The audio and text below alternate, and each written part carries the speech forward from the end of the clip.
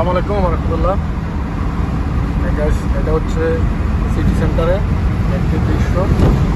তো আমরা এখন চলে যাব ফেরুলকাতা।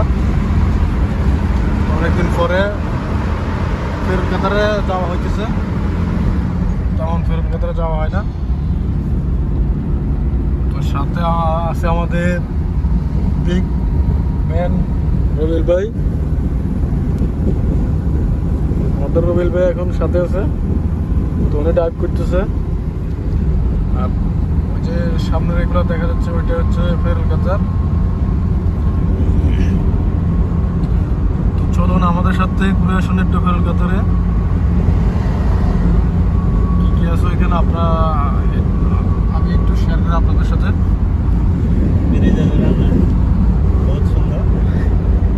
বহুত সুন্দর ব্রিজ আছে। তো একটু পরে আমরা অলরেডি ব্রিজে প্রবেশ করবো।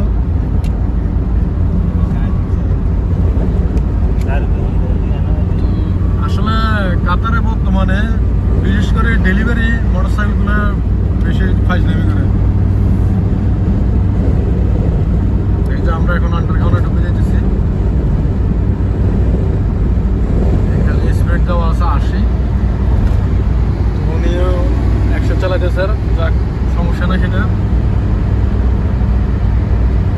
হচ্ছে মাঠের নিচে।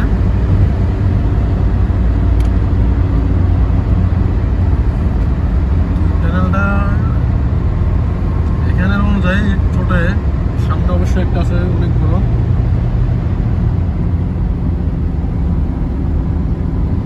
এটা হচ্ছে মহাকাতার ফেরুলকাতারের ভিতরে। তো আমরা কিছুক্ষণ পরে ফেরুলকাতারে প্রবেশ করব। ওই যে দুটি টাওয়ারে গাড়ি, একটা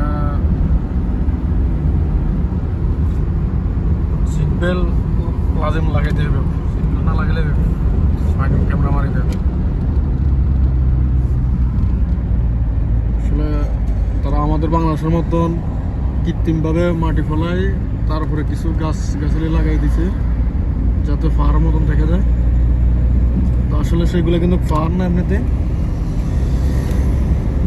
এগুলো হলো কৃত্রিমভাবে সাজাইছে। তারা কি করবো, তারা গরিব, তাদেরকে আল্লাহ ফাওয়ার দেয় না, বাংলাদেশ। তো আমরা চলে যাচ্ছি অলরেডি ফেরুলকাতার দিকে।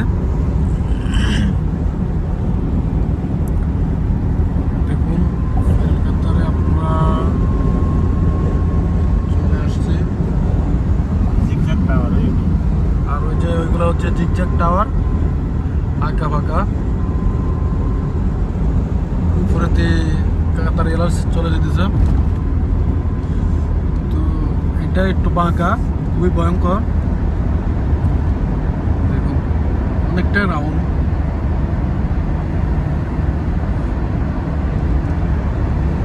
মোটামুটি অনেক বড়। আমরা অবশেষে চলে আসলাম ফেরুলকাতারে। এটা হচ্ছে ফেরুলকাতার। এটা সেম ইউরোপের মতন। এখানে বেশিরভাগই ইংলিশ এবং কি কাতাররা থাকে। সবগুলা বেশিরভাগই হোটেল, এখানে রিসিট। দুইটা টাওয়ার দেখতেছেন, আমি সঠিক জানি না কত তালা, কিন্তু এই দুইটা এখানের জন্য বেস্ট, সেরা। আর এটা হচ্ছে ঝুলন্ত ব্রিজ।